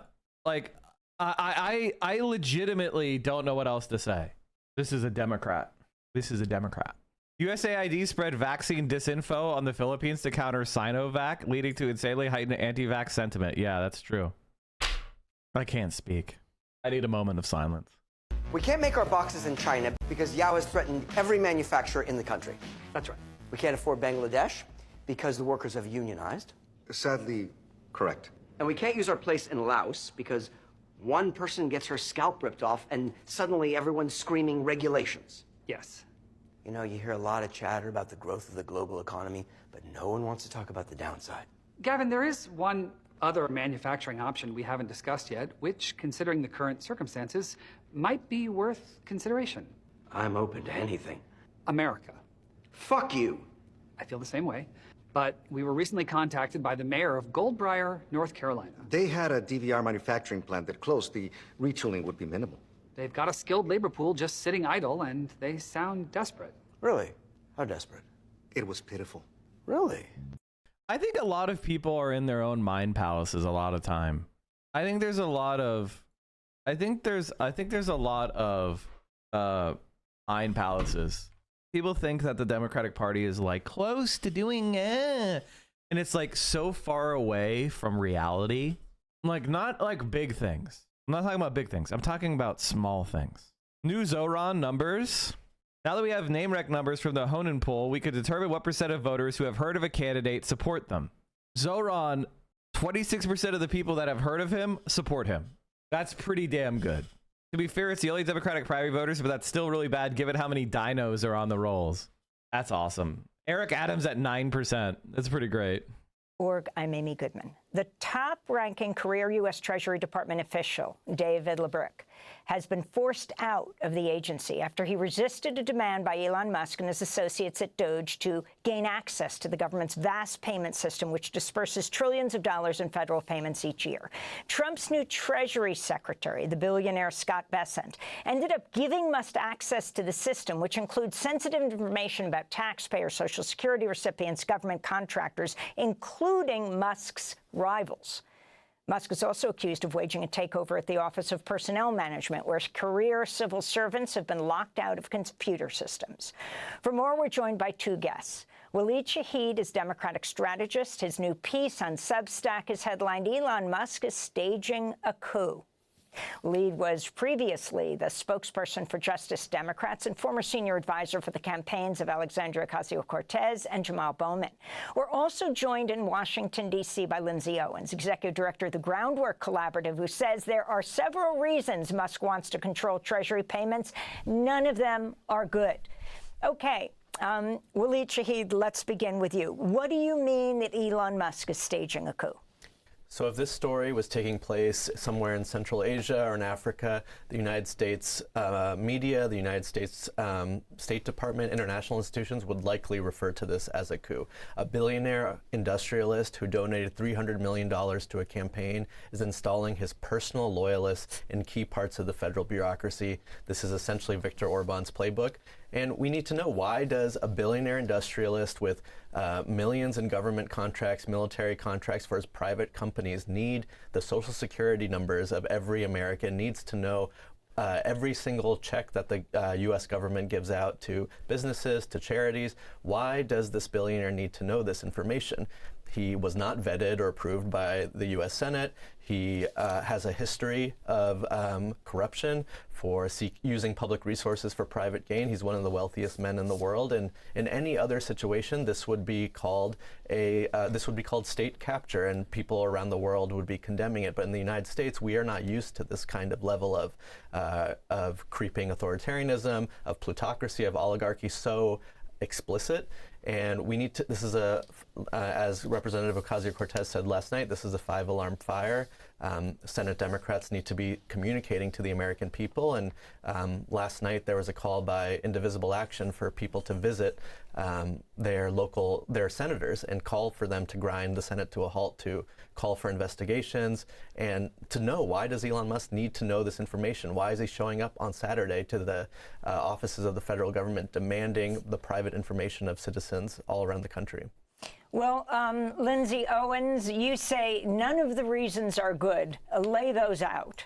Yeah, absolutely. So for most Americans, this is the first time that they've ever heard of the Treasury payment system. So what is the Treasury payment system? This is effectively the piece of the federal government that cuts the checks, and they cut a lot of checks. This is $6 trillion a year, money that goes to individuals as Social Security payments for seniors, money that goes for organizations like Meals on Wheels to deliver lunches, foreign aid, as well as the funding that the government sets aside for key programs, paying its debts, making sure that we don't breach the debt ceiling and default on our obligations. So this is really unprecedented that Elon Musk has grabbed control of the keys of $6 trillion in payments infrastructure.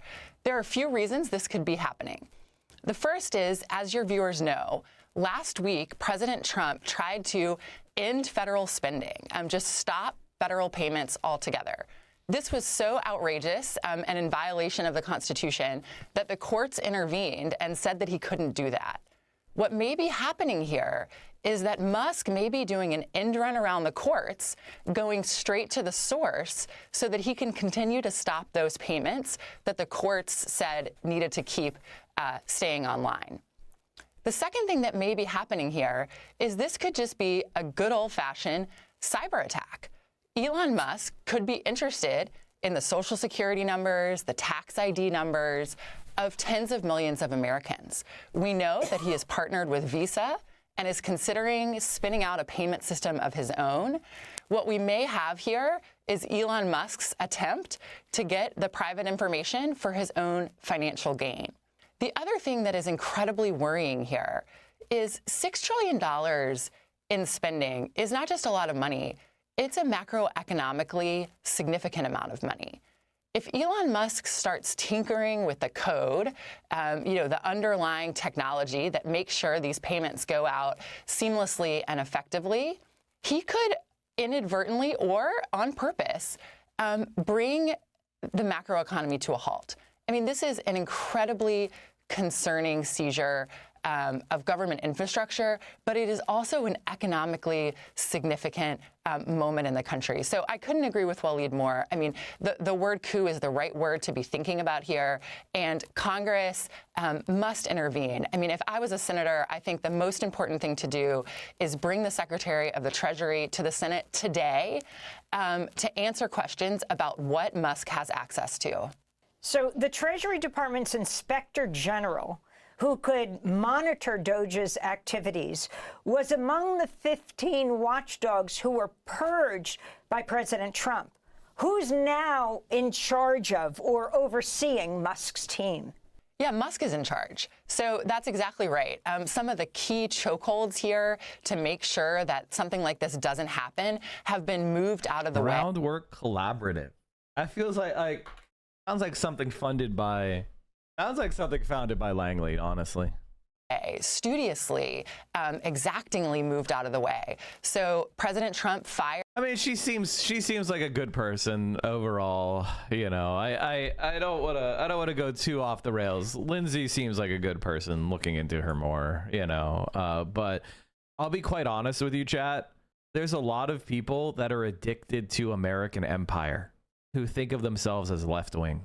the Inspector General of the Treasury, and the top civil servant of the Treasury Department, the man who was the acting Treasury Secretary between the time that Janet Yellen stepped down and Scott Bessent was confirmed by the Senate, has also been pushed aside, resigned over the fact that he didn't want to give Musk, a private citizen, a billionaire, the keys to the Treasury payment system. So there is very little stopping Musk from taking this over.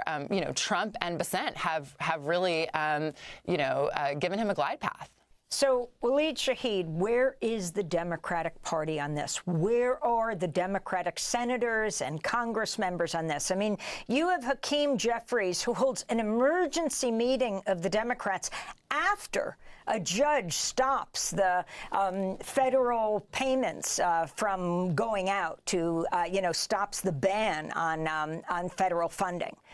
So the Democratic Party in Washington is largely asleep at the wheel. They are acting as if they're kind of a librarian shushing noise in a crowded room. They're still believing in the normal procedures, normal decorum, normal that everything here is the normal transition of power. And they still believe that what Elon Musk and Donald Trump are doing is just a libertarian reform of the government, not an oligarchic, plutocratic takeover of a private billionaire who is seeking to know, potentially seeking to know what his competitors might be doing with government contracts. He has private information that Elon Musk has contracts with international governments all across the world. But the Democratic Party is not able to put forward an opposition message right now because they feel like this is normal. And that's why it's so important for concerned citizens all across the country to twist the arm of your Senate Democrat. Go to their office. If you go to indivisible.org today, you can find a way to join your local chapter. And all around the country, whether your senator is a Republican or a Democrat or independent, they need to hear from concerned citizens because the Democratic Party doesn't move on issues of oligarchy, of plutocracy, of taking action. Because they are a plutocratic, oligarchic party. Unless their constituents show up in person and demand that they hold hearings, take the bully pulpit in the media, and also grind the Senate to a halt until we know why does Elon Musk have this information, someone who is not elected. So the Democratic National Committee on Saturday elected the moderate political insider Ken Martin as chair, despite calls from voters to urgently switch gears and respond to working people's needs following the party's crushing defeat, though it wasn't a major numbers defeat, but it was a defeat in November. What do you think of Ken Martin? Where do you think it's going?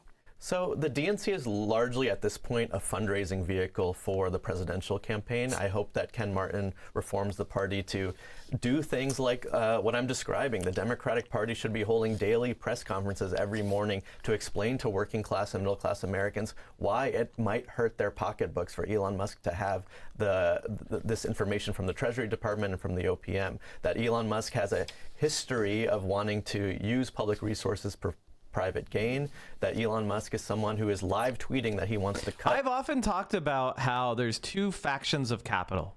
There's two factions of capital in regards to politics, right? There is this kind of like the Bircher right. These are like the Mercers and things like that. These are like, the Thiels, the Musks, where the Bircher right want to create an authoritarian right-wing fascist government, right? And they want to win the class war by creating a permanent regime of control that uses economic and political and criminal coercion to keep the worker bees in line, right? And wants to discredit any kind of development of a state apparatus that could challenge the power of private money or private power. To kind of have the state be no more than a branding exercise for a certain geographic region, but not contain enough capacity or power to contain private effort, right? So that is the far right billionaires, and they've won with Donald Trump. The other faction of capital is the collaborationist faction of capital. That's the faction of capital that believes that if you pursue the policies of the Bircher right, you're actually, like, the harder you squeeze your grip, the more resistance and problems are going to arise. The more fragile the system will become. The collaborationist billionaires, they want to mollify you. They want to give you a sort of dignified minimum standard of life, right? They want you to be able to have a house, and maybe you get some health care, maybe you'll get some food, you know, you'll have some entertainment. And so the vast majority of your labor is still exploited. You know, you're still producing mega profits for capitalists, but they're providing you enough support that you don't get mad. You know, like, you're not going to blow up the system, because why would you? You're overall, you know, you're entertained enough, you're fed enough, you're housed enough, you're distracted enough to just live your life. The fact that half of your labor or 75% of your labor is exploited and put in their pockets doesn't matter, because your life is generally okay. So the kind of social democratic or social liberal wing of capital versus the, you know, Hobbesian state of nature Bircher capitalists. Those are the two wings of capital, right? And if you're a leftist like me or a socialist, frequently in a political environment of the United States, you'll be like trying to get Medicare for all, right? Medicare for all is not just supported by socialists. It's also supported by some of those business people that are like, people not having health care get really angry. They might support more radical left-wing parties, more redistribution, more, you know, perhaps even under the right conditions, socialist parties. And that would threaten my position as a capitalist. So I'm going to give concessions like Medicare for all so that people feel buy-in to the system. They feel that their needs are being met at a certain level, and they won't try to overturn my position as a capitalist. So what has happened is the social democratic, social liberal capitalist has been completely swept out of power. They're gone. All right. All that remains is the fascistic, techno-feudalist, I don't know how you would describe it, the Hobbesian state of nature. It is not good, folks. Cut the federal government's debt every day by billions of dollars, and one of the only ways to do that would be to begin to privatize Social Security. This is what the DNC should be doing. Now, Ken Martin, we had lots of members of the uncommitted movement at the DNC who were being personally bullied by their DNC state parties, and Ken Martin thankfully did intervene to make sure that that didn't happen. And so that was my only personal interaction with him, and he went out of his way to make sure that our uncommitted delegation was treated with respect. Other than that, I don't know that much about him, but I'm looking forward to, hopefully he can put together a working class populist agenda for the party that isn't just a fundraising handoff. So, Lindsay Owens, DOGE is not a formal government agency, right? Which means that it doesn't fall into any category. Yeah, look, I think when President Trump announced that Elon Musk was going to be running the Department of Government Efficiency, there was a sort of tempting fantasy that maybe Musk, a tech but successful businessman, could come in and restore some efficiency in government, maybe modernize some aspects of government that could use some updating. I mean, I think with this weekend's seizure of the Treasury payment system, we can be crystal clear in putting that fantasy to bed. This is Musk determining who is going to get funding in this country, what programs are going to be funded in this country. And remember, Musk isn't a disinterested party here. As we've talked about, he has many federal contracts himself, billions of dollars this year alone to his companies, SpaceX, Tesla, and X, formerly known as Twitter. But he also is interested in cutting this funding for a very personal reason, which is he is interested in paying for the tax cuts that Congress is teeing up this year. They're estimating $5 trillion in tax cuts, mostly going to the wealthy and corporations. And DOGE is the entity that is supposedly going to find the money, find the savings to pay for those tax cuts. So I think we can sum it up this way. Elon Musk is going to pay for his tax cut with your Social Security. That's really what we're looking at here. That's what Doge is up to. Lindsay Owens, we're going to have to leave it there. And I just want to give Waleed the last word. 10 seconds. What should people do right now? People should go to indivisible.org and visit their Senate office and demand an investigation of Elon Musk, and that Senate business should come to a halt. The Democrats are voting with the Republicans to appoint. Do you know that Donald Trump has a higher success rate on his committee appointments or his cabinet appointments than almost any president in history? Like, he's succeeding better than almost any other American president. What is the actual plan to not do rhetoric about fighting for working people, but change the way the Democratic Party approaches people? Because the Democratic Party for a lot of people sounds like a lot of policy and a lot of wonkery, but not a lot of action. Whatever the Republican Party has morphed into as far right and radical as they've become, they represent action. How does the Democratic Party start to show that they're doing something, not just doing rhetoric? Well, let me tell you something, Joy. The Democratic Party just elected in pretty resounding fashion as well a black kid named Malcolm Kenyatta. Literally no one cares, dude. No one cares. I bet you're like, your first cousins don't even care. Like, nobody cares. Like, no one cares. Your best friend, if you have one, they probably barely care. Unless they're a Democratic Party grifter trying to get a consulting gig, they probably don't care. No one gives a shit! From North Philly. And so I think that this is a party and a leadership team that looks like this country. They also... She said, what are you going to do for actions? And he said, I'm a black guy. This country's mostly white. The country's mostly white. And many Hispanics consider themselves, the majority of Hispanics consider themselves white. Okay, now what? Like, what are you talking about? Elected Artie Blanco, another vice chair, an incredible leader in the labor movement. And so these are folks who have a history of standing up for working people, a record to show for it, and who have vision for what the next stage of our party. So she asked him, what is he going to do for real? And it's just bullshit. It's just rhetoric. I'm a black man, and we have...